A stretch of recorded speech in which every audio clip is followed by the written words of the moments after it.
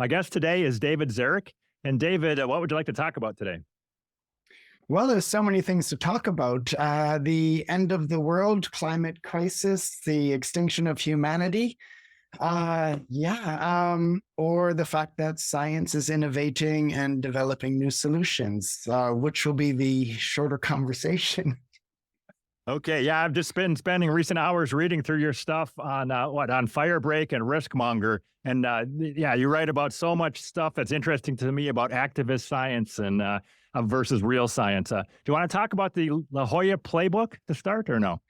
Yeah, it started actually by accident. I was working at that time on trying to understand how all these scientists were starting to run around attacking glyphosate, and I couldn't quite figure out where they were coming from. And then I discovered that there were a group of law firms in the US that were paying them in order to hopefully get a declaration that glyphosate causes cancer, which they did get from a WHO cancer agency, IARC.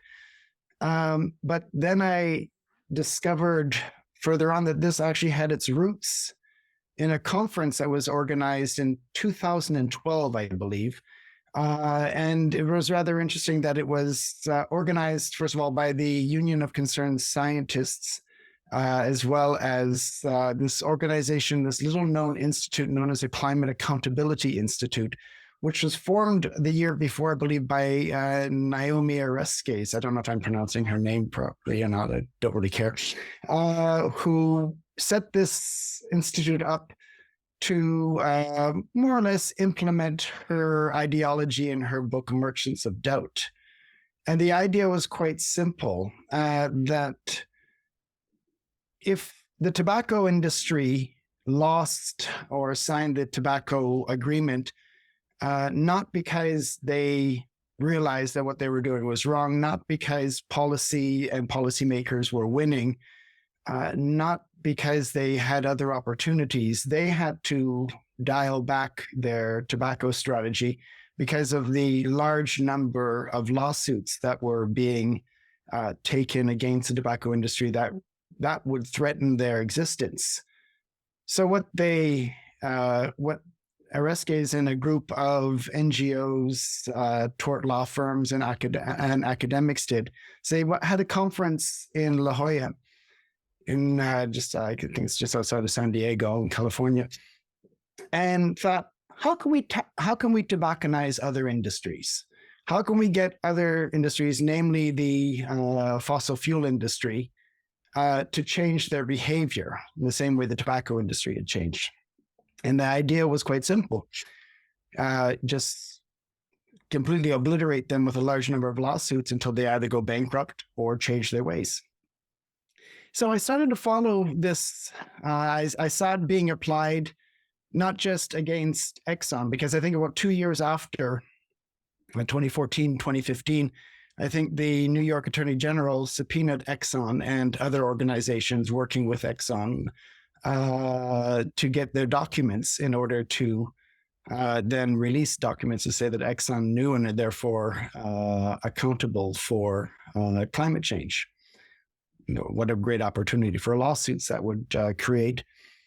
So, and around the same time as well, Monsanto started to get lawsuits for glyphosate. And I started to realize that this was the main strategy going on now within the NGO community, within the activist science community. And there was a lot of money coming through the tort industry. You settle with Bayer, which bought Monsanto, for $11 billion, and you don't have to give very much of that money to any of the plaintiffs because it was settled out of court. You get a lot of money to play around with, and you don't need to give $1 billion to an NGO to get them to follow you around and attack industry. They'll do it for free pretty well. You can pay journalists. You can do a lot to suddenly control the narrative. So I started to see that happening in a lot of other industries as well. And what sort of disturbed me about this was the evolution of the money chain and the money supply. Foundations started to get very actively involved. And so today, when we look at most industries, they've been tobacconized. The idea is quite simply they've been delegitimized, denormalized. In fact, that's a very clear strategy. They're not allowed to participate in policy debates. And I live in Brussels. No member of the European Commission can actually talk to anyone from industry if the person is not represented as a trade association. So they've been excluded, quite simply ostracized from the policy process. Well, whereas the NGOs and foundations and a lot of these activist scientists are having private meetings, they don't have to declare. So you begin to see how the policy process has shifted. And they even have a concept now. People like Bernie Goldstein have actually articulated it. They call it adversarial regulation, which means many of these were regulatory scientists who have retired, and they feel, probably rightly so, that a lot of their science was ignored because of government relationships with some of the lobby groups at the time of the 70s and 80s. But they felt that the regulatory process was broken. So rather than fixing the regulatory process, particularly in Washington, what they decided to do is the scientists started to work with the law firms to just sue the hell out of industry. And they actually put this down on paper, and it was really quite stunning to see. And they began working with scientific agencies, funding them to produce papers, which the law firms they're working for, they get $500 an hour, more or less, to write reports and then appear and testify in court. So it's pretty good money for them. But the whole point is that they're attacking industry for the things that they're actually doing at a higher level now. And they're being they don't have to be transparent at all about it because, lawyers will protect client attorney privilege. Foundations are very good at creating other foundations to give some money to. So that's the first step. I don't know if that's clear or not, what's happening, but you begin to take these puzzles and begin to put them together, and you see that the world is no longer as we sort of knew it. How decisions are being made right now has evolved quite cleverly in the favor of a lot of these activist groups in the last 10, 15 years. So when you begin to see how the money flows in different ways, we start to see how the role of the foundation comes in as well.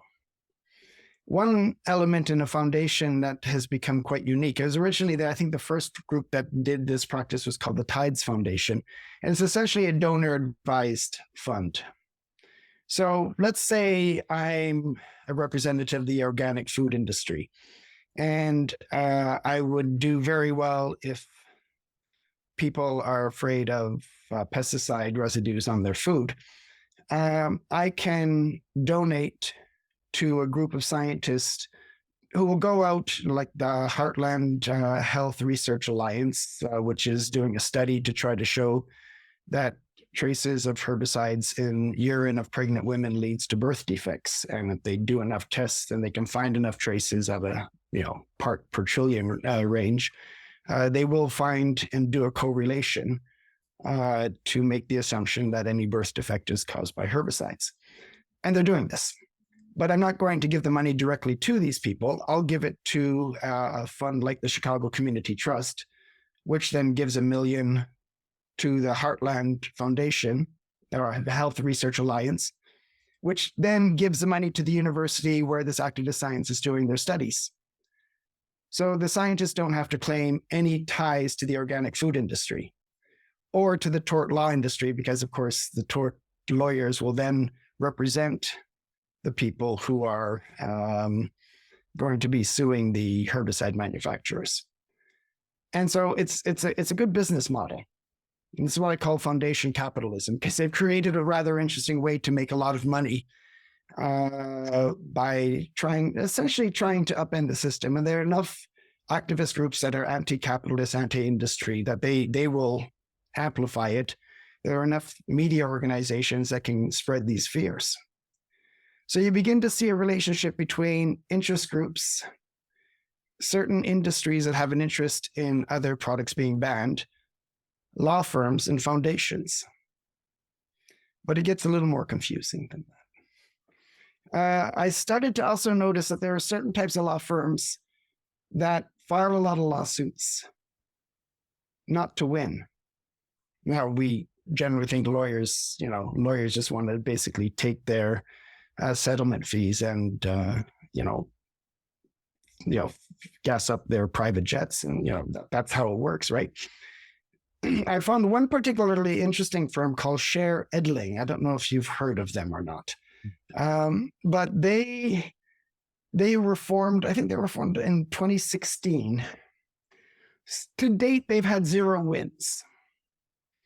But their job, quite simply, is to companies like ExxonMobil and Chevron for the consequences of climate change. But they're not suing some guy on a house on the coast, because you could easily say you should never have built your house on the coast. They're representing governments or authorities that have to do the cleanup after a hurricane or after a drought or a forest fire or whatever. Now, these governments are not that terribly concerned with,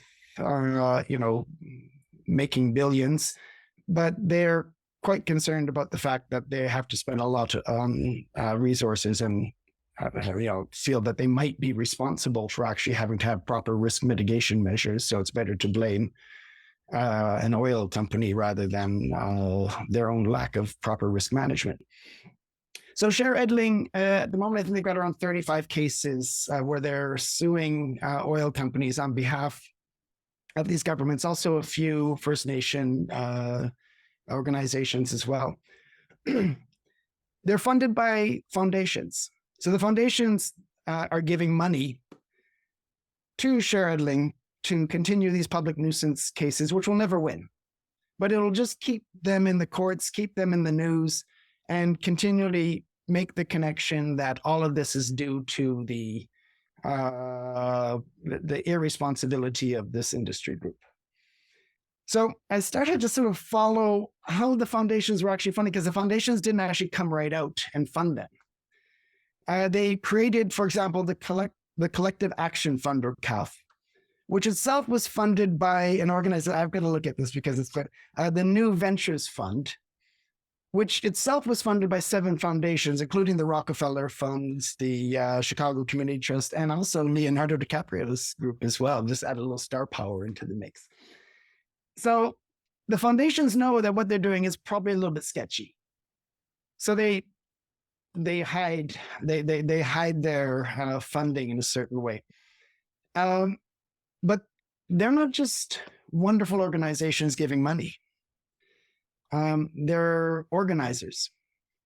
For example, the Exxon New campaign was basically strategized, and they had a media war room in the Rockefeller Brothers Foundation in New York. We have the minutes to these meetings to look at. So they were organizing these meetings. Rockefeller Brothers were also behind a lot of the tar sand campaigns. So they were actually funding money rather discreetly into Canada to try to upend the Canadian energy policy in the province of Alberta. And this is a government inquiry that released all this information as well. Rather interestingly, one of the people on retainer for Share Edling, and also very closely tied to the Rockefeller Brothers, is a person by the name of Naomi Oreskes. She just keeps coming back. In fact, she's very critical of industry and scientists who do consulting work for industry. In fact, she actually wrote a paper called Why Disclosure Matters. Rather interesting, Naomi did not disclose her funding and that fact that she was on retainer for 3 law firms suing oil companies. She kind of forgot that until she gave a deposition under oath for the Michael Mann case. It's just a gift that just keeps on giving, and had to admit that she too did not disclose that she's being paid quite nicely by these law firms, who are being funded quite nicely by the foundation she's working with. So yeah, talk about pot kettle black here, but this is just so I don't know if we need to breathe a little bit. I'm getting a little bit hot just thinking about this, but it's it's not just funding. The foundations now are getting very actively into controlling the campaigns. Most media groups are no longer getting advertising from ads in their newspapers. That doesn't make money. They're not getting want ads anymore. They're not selling subscriptions to the news instead. So they're getting funded by foundations. In fact, a news organization, The Guardian, gets around $200 million a year from foundation money. But it's a foundation.org. So it's, theguardian.org, not the Guardian News Group. But then the money's made available to the editors to run stories. So begin to see where this and how this relationship is being built quite cozily. Do you have any idea where that 200 million is coming from for the Guardian? Yeah, they're not very open and public about it, but you can find it on their website. And a lot of it is coming from organizations that have foundations that have very clear campaigns. I think one of the most egregious ones was an animal rights foundation that wanted to fund stories in The Guardian against livestock farming. And I think it was, 10 million or so. I'd have to look up the numbers to be sure, to The Guardian to run these stories. About 300 stories if you guys put that money into how much a report would cost. So, but they're not the only ones. Associated Press also gets a lot of funding from foundations like the Walton Foundation.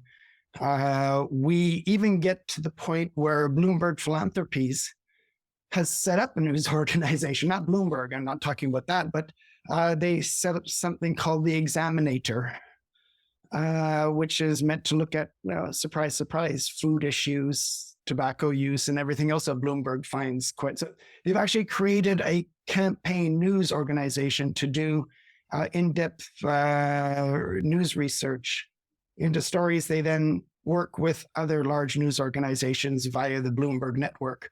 But Bloomberg somehow isn't anywhere on their website, last I checked. So, do you think this is something new at all lately, that there's so much influence of money in what's supposed to be journalism, or has it always been like this? Well, the journalism and the media itself has gone through a rather bad evolution. We no longer have the news organizations like we had in the 80s and 90s. Obviously, when the internet came along, that was one big blow. When you started to see also the ability for news to, other types of news organizations to set up quite easily and compete with them. So they were, obviously the old news structure had died. You still have large news groups, media groups, but it really comes to a question, how should they be funded? Some countries have government funding, BBC in the UK, for example. And this was a debate that was going on in Canada as well, whether we should give public funds to an organization like the CBC or not. So it is actually a rather important question. Who should fund the news? Then is a question: is the news going to be objective? And well, we do see obviously the bifurcation, political bifurcation in news has become much more radical. Quite simply, my algorithms will tell me where to go to find my news. And I can read, Extinction Rebellion type news stories that tell me that the world is going to end in, I guess it's 8 years or 7.5 years now. And if I read that all day, then obviously Google will continue to send me to those stories because Google wants to be my friend. Google doesn't want to tell me what I should be reading. The algorithms will send me to where I want to go. So we really see a more bifurcation and splitting up of news into really quite simply a social experience now.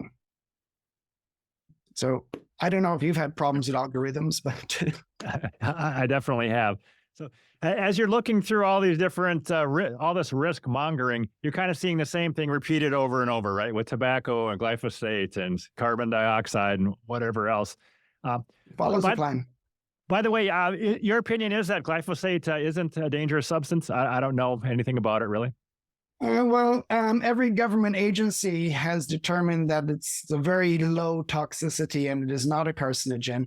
The only agency that has is one that was infiltrated by activist scientists from the Ramazzini Institute, which has a very strong anti-industry, anti-chemical view towards occupational sciences. And that was paid for courtesy of the tort law industry in the United States. By the way, just as an aside, I don't know if you remember, aspartame was under quite a bit of a challenge last year. That was the exact same game plan. Send certain scientists to go to IARC to say that aspartame gives you cancer. And instead of Monsanto, you just bring Coca-Cola up in front of the courts, and you can easily get more than 11 billion from them after about 3 to 4 years of raising a couple 100,000 plaintiffs. Makes for interesting late night TV viewing. But you have got to realize the whole ecosystem that goes into this. The number of organizations that are involved in trying to process and manage develop hundreds of thousands of plaintiffs. These are companies that actually buy and sell. I call them misery merchants. They buy and sell and move these plaintiffs around. They may have 4 or 5 different law firms that they're being passed on to. Some of them are, cases are only going for $100 a case. Others that are considered a higher value case, may be sold for a higher price. But this is, why don't they just check their teeth to make sure before they sell them on the market to make sure they're of a certain quality? In fact, the doctors do that. Doctors are also being paid funds in hospitals to refer cases that they have to law firms. Totally unethical. In many states, completely illegal. I believe Sidney Sheldon, who was a New York lawmaker, is still in jail after advising asbestos cases to, better watch, I might get sued for this one, but I believe the company is called Whites in Luxembourg.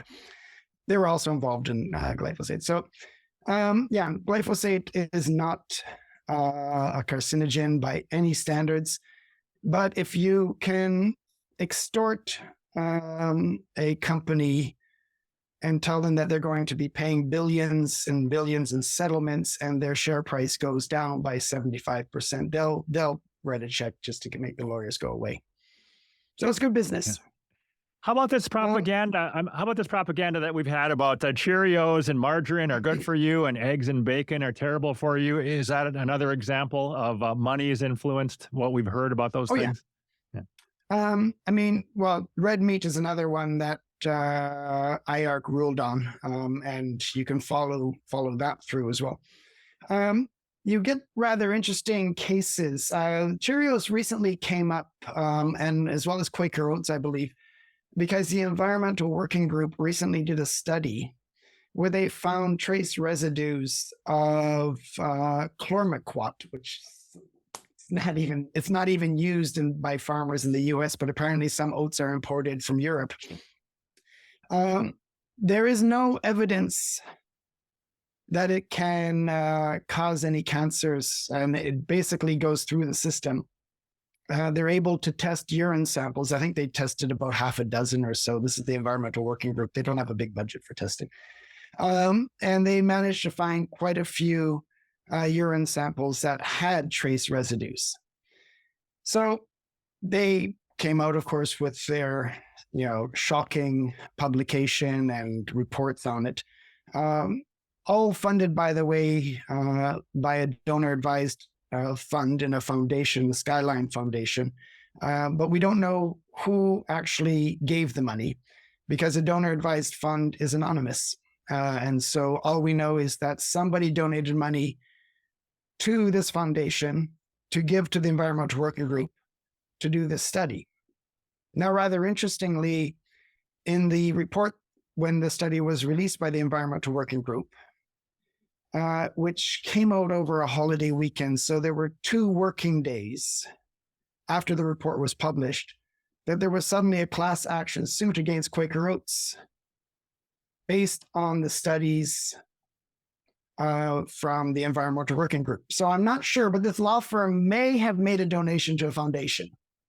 And of course, we're not talking about publication ethics, about whether you should actually release your findings of any paper that you're going to have published in advance to a law firm that's going to profit from that. But it just seemed a little bit too coincidental that 2 working days after this report is published, this lawsuit's filed against the company which Environmental Working Group listed. But there you begin to see the cozy relationship that you have between interest groups, NGOs, and the law firms. It gets harder. Sorry. So I do have another question. I'm just teasing you, but I haven't even got to the hardest part yet. If you follow the foundations, what we see happening is, well, we have too much money. Most foundations that have sustained and built hospitals and, sent less favored people to schools, cured diseases, helped developing countries be able to feed themselves, started in the 1920s, the last time we had a big financial boom. So we had the Carnegies and the Rockefellers and the great industrialists of our time. And they built these empires really as industrial groups, and they wanted to give back to society. Now, that, of course, was that marked a great moment, I think, in the wealth and prosperity of humanity. Now, the next great wealth and prosperity movement came from another technology advance, and this is the tech. There are actually 4 waves of what I would say the creation of wealth through technology. First, of course, you have the .com growth, and we from that we had the Jeff Bezoses of the world, although he never really got pulled into philanthropy until after he got divorced, or the Bill Gates groups. But then you had the Web 2.0s, the Zuckerbergs, and that. So you have these large groups, not only of venture capitalists who are then putting money back in, but they're also creating a lot of sort of wealth through foundations. And of course, the giving pledge meant that they had to give as well. Then you had the crypto boom, and now we're going through the AI, the artificial intelligence. So we have in the last generation, only 25 years, 4 great wealth generating innovation moments that you could easily mirror what happened in the 1920s. So there are a lot of billionaires out there, many of them in their 30s, who really have no idea what to do with their money and never really wanted the money anyway. And so they're giving a lot of money, or setting up their own foundations, because that's what you do now. Your people will hate you if you don't set up some foundation that's going to do something.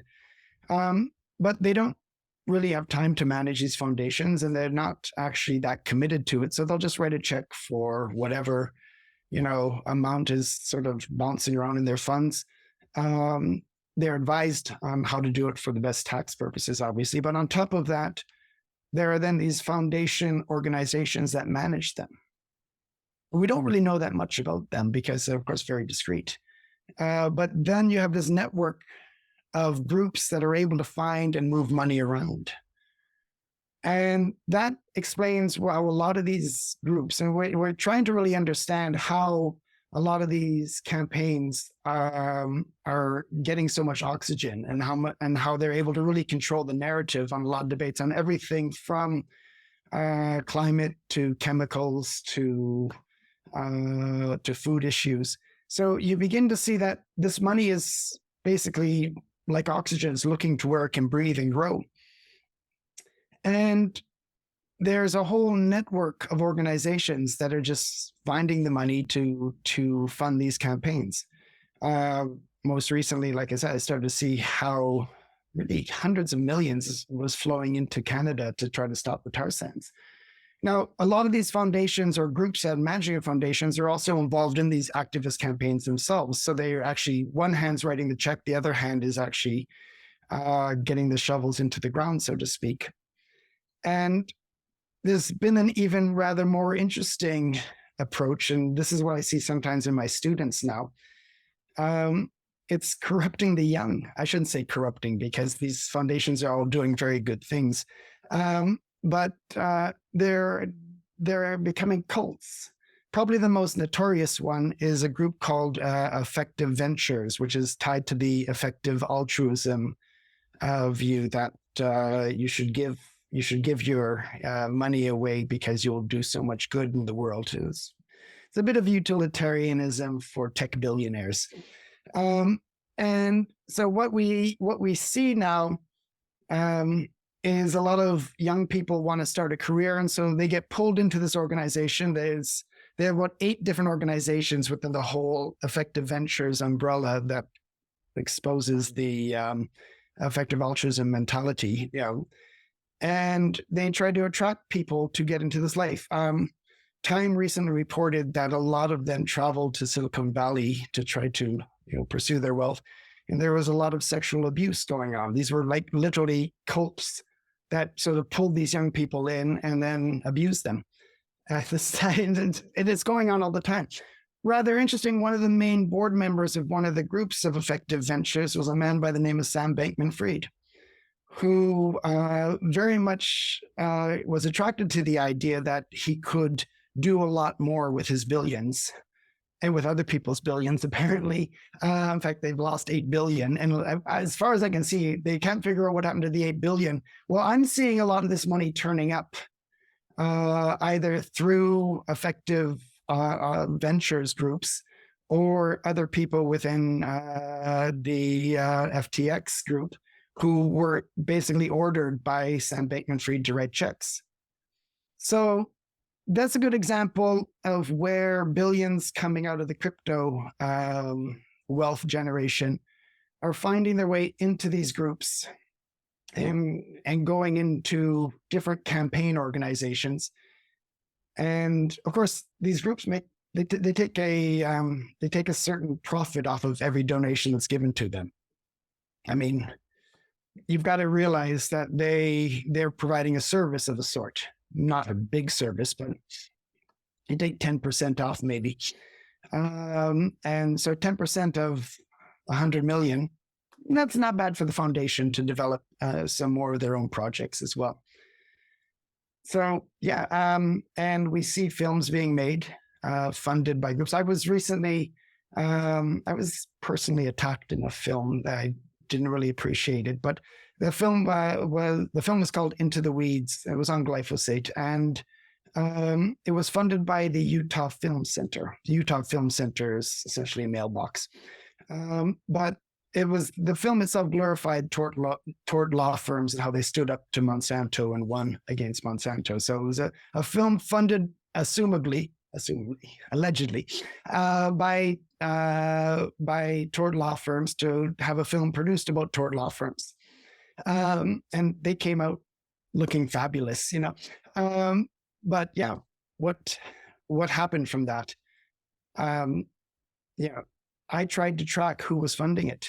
They told me they had to protect the anonymity of their donors. Don't know how much was involved. The film itself has not made any money at the box office. It was never the goal. They travel from event to event around the world, having these screenings at times when there are going to be policy decisions being made. So it's meant as a way to augment the activist campaigns in the different countries. And they fly all of the people in the film to these events. Well, who's paying for this? And where is this money coming from? Well, it's a film. How many people ask how films are funded? It's not a film. It's a campaign tool. So we can begin to sort of look at any film on climate change, any film that's going to promote renewables, any film that's going to in some way make us feel uneasy about the capitalist system. We've got to start breaking down and following the money in all of this. But we're not going to get very far because they're incredibly discreet. So yeah, how does this affect academics? Who's funding programs in universities? Okay, and people are very wary now about where money is being spent or where money is coming from in these schools. How does it affect the media? I told you before that many of these groups now are funded through foundations. Okay. Donor advised funds won't be in any way changed. They're tax deductible. So actually, instead of me paying a bill to a law firm, I can instead make a donation to a donor advised fund that the law firm wants me to support, at which point I have a nice tax deduction. Okay. And obviously the law firm gets the privilege of having the benefits of wherever this money is spent. So you begin to sort of realize that the taxpayer is actually paying a lot for this. So shouldn't there be some way to stop this? Well, a lot of political contributions and PACs are coming through donor advised funds. So I don't think that's going to change anytime soon. So, is there any way to stop this, or do we have to just live with the situation the way it is? And until the money dries up, which means we have to hope in some way that the tech bubble really pops soon. But I don't think that's going to happen. It's happened before, and they got the money out before. There's just too much money floating around, and there's too many stupid people who don't know what to do with it, and too many opportunists who are taking it and taking the money. And while the rest of us basically are just watching this parade of stupid going on in front of us and thinking, how is this happening? Who's behind all of this? So don't you think, though, in this new media landscape with the Joe Rogans and even Tucker Carlson putting his stuff directly up on X, that there is a way to get the truth out there without having to spend a lot of money? Well, we've polarized ourselves into so many different ways. I'm pretty sure anybody most people have never heard of me will probably already just look at me and say, okay, I boxed him into this. In fact, the algorithms will probably do it for them. So I think we have created such a world now, particularly because once we made news social and we started to sort of socially swim with people just like us. And I want to be around people who agree with me. I don't want to spend my day fighting with people. In fact, I don't have to ban people anymore because they're just no longer coming near me because the algorithms keep me safe from them or them safe from me. So we have our little tribes, and unfortunately, we don't have a lot of money to grow our tribes in the same way that others do. And we can easily just exclude people without having to listen to them. Listening is really hard today, unless I listen to myself. So let's say, totally hypothetically, that there really was some sort of product that was very harmful that's been rolled out to lots of people in recent years. Is there some hope that tort lawyers can really dig into that and smell blood in the water and right that wrong if that were to have happened? Oh, there are. I mean, there are products that do harm people. I think tobacco is one of them, allegedly. But I mean, there are different elements at play. I actually once published a paper called The Risk-Monger's Dirty Dozen, but they were the 12 pesticides approved for organic farming that were far more toxic than glyphosate. And these chemicals are given a pass. Nobody looks into something like azadirachtin, for example, which is known to cause Parkinson's. So we'd rather look at paraquat, which has no direct scientific proofs that it causes Parkinson's, but you can still get 5,000 cases against Chevron and Syngenta overnight. But no one's going to do that against a toxin that's used in a organic industry approved pesticide, because the organic lobby is too closely connected with the tort lobby. I didn't know anything about this. There's a certain list of pesticides you can use and still call your farm an organic farm. Organic doesn't mean pesticide free. It just means that your pesticides are nature based. They're natural. I mean, there are a lot of things that are natural, like Ebola, which I don't think you'd want to have. But yeah, I mean, it just, this is a good example of news you don't get. I mean, copper sulfate is natural. It's approved for organic farming, but it's probably the most toxic thing you could ever put on your food. But I don't see the Environmental Working Group talk about that in their Dirty Dozen. They're not paid to do that. They're paid to attack synthetic chemicals. It was rather interesting. When I did the Dirty Dozen, must be about 15 years ago or so, and I achieved one thing. they used to say there were no pesticides or pesticide free. Now they have to say it's free from synthetic pesticides. So when you see the word synthetic, think of me. I did not know that. So Do you have any opinion? that natural is good. Natural is good. Yeah, we want everything to be natural, right? Oil and gas are natural. Do you have any opinion on anything that may be used for cloud seeding or any sort of geoengineering experiments? Is any of that stuff dangerous? Well, apparently the people in Dubai are having that conversation right now. It really is quite an interesting conversation because it starts with a denial. And anytime something starts with a denial, you kind of have to count down from 10 until you find out that denial was more reactive. A little bit like, the Wuhan lab link, denials as well, until you think, oh yeah, maybe they were right. So I think first of all, one of the things that we've really done a bad job on here is by talking about climate in such a way that we're doomed and nobody's doing anything, and you can't trust the regulators, you can't trust the company. The only way you can do things is by stopping everything.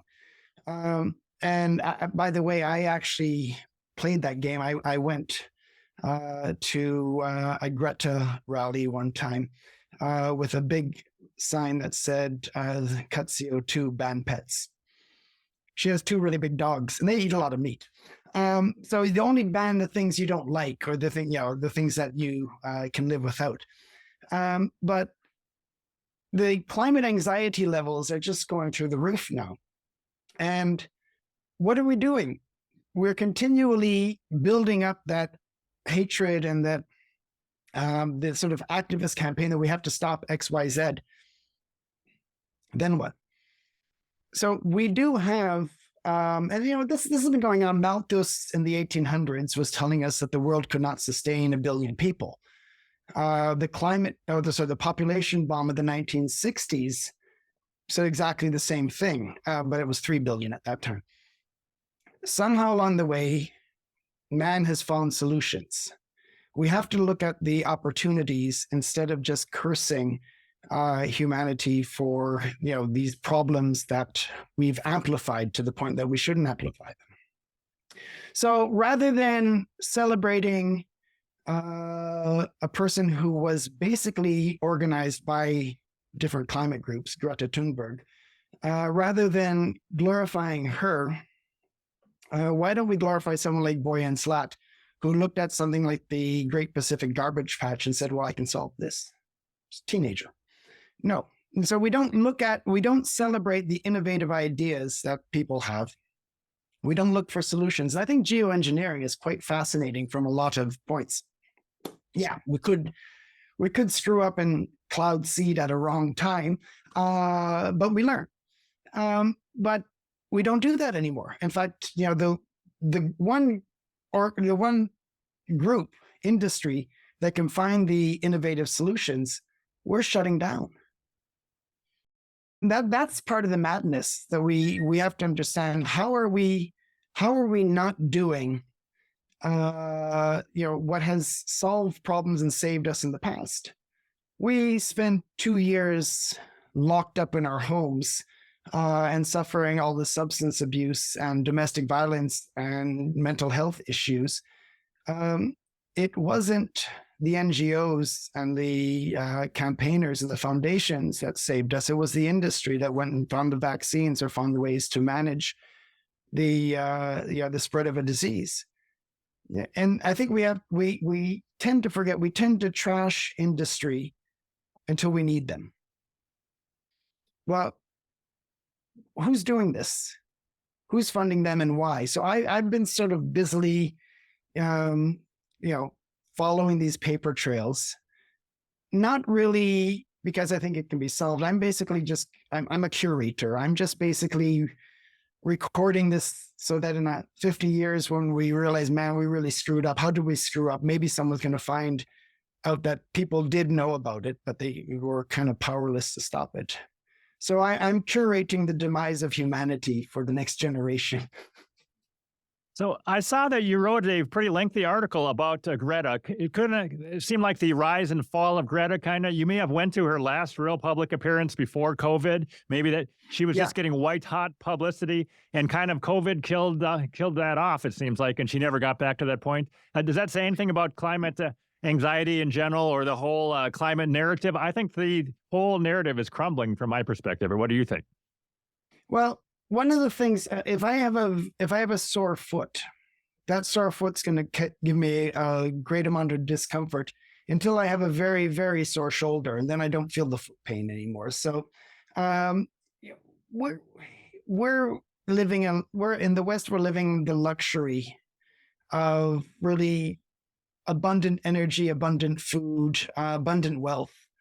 We're not doing the right things with it, unfortunately. But we tend to focus on the little problems because we somehow need to have problems. We need an Armageddon. We need an end of days. And sometimes the end of days can be quite stupid, but somehow that gets us motivated. And of course, after COVID, we kind of realized, yeah, we've got bigger problems than that. And I think that's one of the things to look at, put things into context. And, right now we have two major wars going on. And what I found fascinating in Brussels was that all these things were happening, but the European Commission kept trying to push their Green Deal. And at a certain point, the rest of the population just looked and said, will you guys stop already? The farmers basically put an end to all of the farm to fork strategy by just, bringing their tractors into the center of the cities. It's amazing what you can do with a big tank of slurry, essentially cow manure, on a government building. And these poor gendarmes, these poor police aren't paid enough to stop a line like that. So you start to realize that policymakers have to adapt to what the public is finding as a main issue. And if they don't, well, we've got a lot of elections this year, not just in the US, not just across Europe, also, other, I think most of the world is having elections this year. The world's going to look quite different if, the policymakers don't sort of come to terms and realize that we've got to stop talking about these little solutions to our luxurious lifestyles and start dealing with the bigger issues people have. And if they don't, well, yeah, the world's going to look quite different in the next year. I think you wrote about going to a farmer's protest, didn't you? That you were physically there and they weren't getting enough, you thought, maybe enough support from people who are not farmers? What did you say about that? Well, one of the problems that I see happening here, and this is, a lot of my issues are agricultural issues. I'm a risk manager. I in the 1990s, I was doing risk before anybody else really, knew what risks were and how risk management was done. And so I got pulled into a lot of food issues because food risks are considered quite high, and it seems to always come back and land on the farmers' shoulders.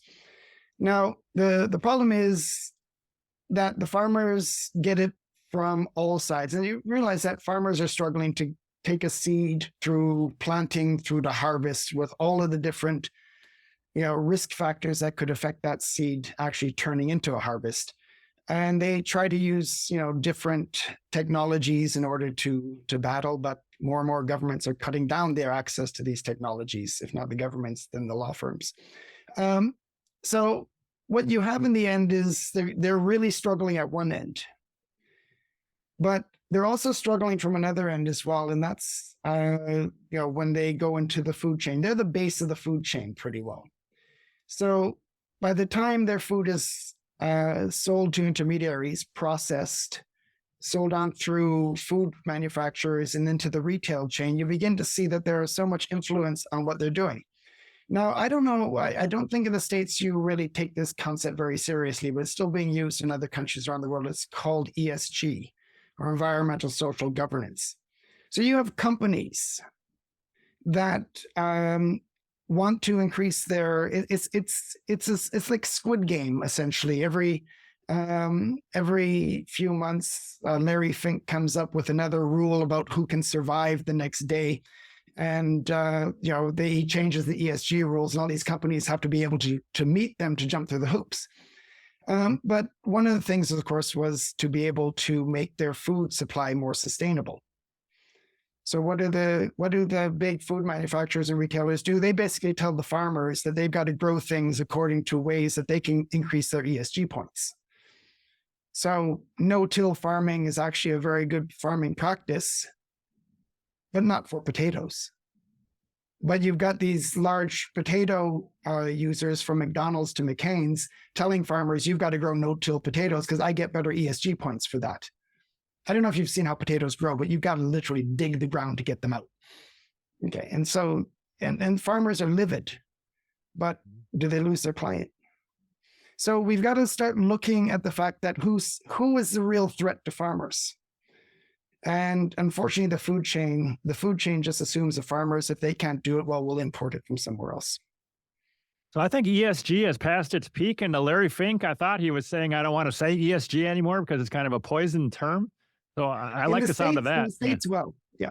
In the States, it has. In the European Union, they've just passed a directive that has to harmonize reporting to include ESG reporting as a law.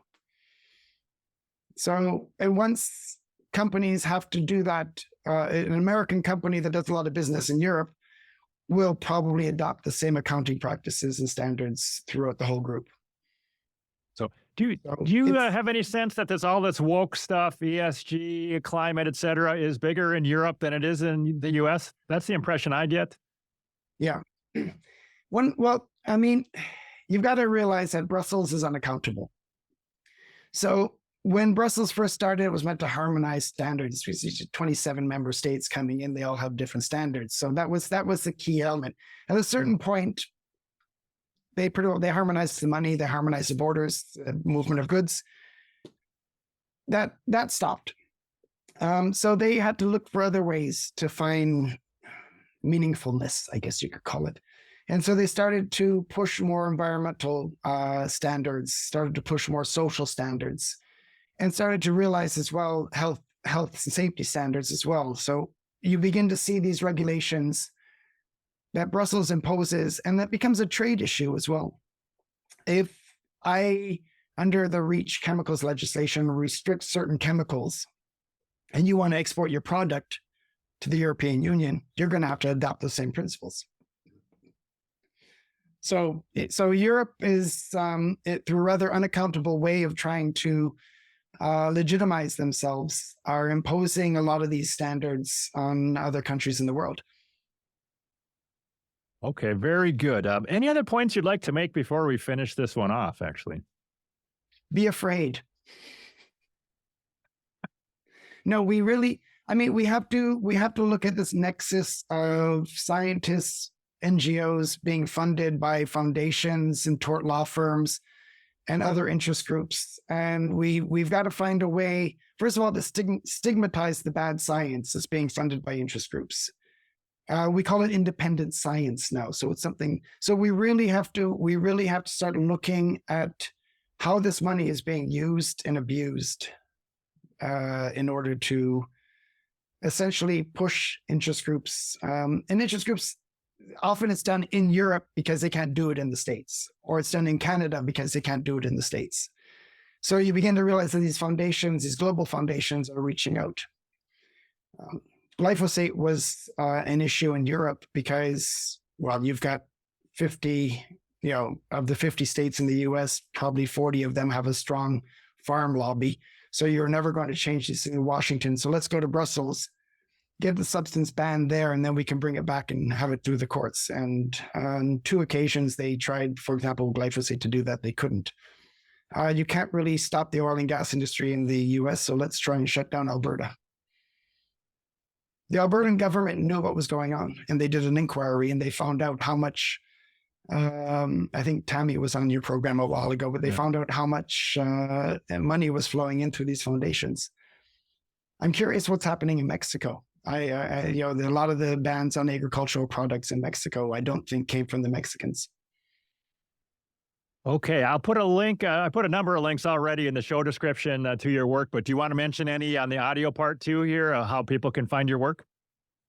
I have two identities. I'm the editor of The Firebreak, and that's sort of short stories that look at media manipulation, and I'm doing a series on foundations as well right now, and on a lot of activist science, but usually in a short, more journalistic approach. And then the Risk-Monger does more deep, cerebral, philosophical, conceptual analyses. I'm trying to keep those two apart. All right. David Zarek, I'm a new fan of your work. So thanks for what you're doing, and we'll talk to you next time. Okay, thanks a lot, Tom. All right. Goodbye. Take care.